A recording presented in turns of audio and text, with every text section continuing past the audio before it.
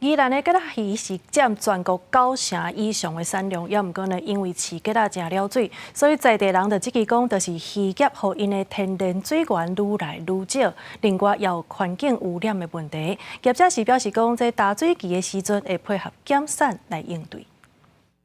清点一尾，搁一尾，年鱼仔每年1月到3月，宜兰彰山乡的养殖业者拢会放鱼仔。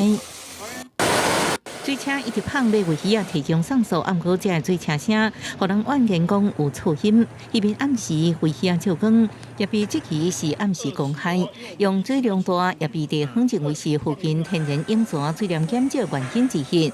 排污水和河川被污染也是问题。涌泉变少的时候。要是说没有去考究，是因为他们的养殖而变少，还是说气候变迁而变少？是不是有人可以帮大家把这个原因疑惑点厘清？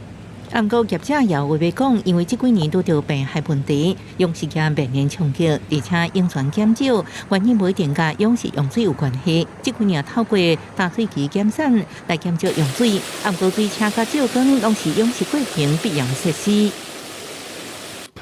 因为香鱼它可能会怕它早熟，所以我们去点羹帮它日照比较长一点。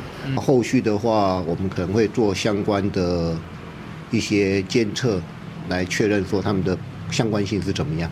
宜兰县年鱼养殖每年产量是1900吨，产达3亿外，是重要产业。安怎辅导业者增加邻里关系，和产业更较好，正做问题。县府表示，会透过监测来确认养殖用水是不是甲涌泉减少有关系，也辅导业者解决邻里保源、公害甲噪音问题。另外，年鱼拄着病害问题，会先派兽医协助，必要时阵也请水质素专家来共同研究解决办法。公视新闻宜兰报道。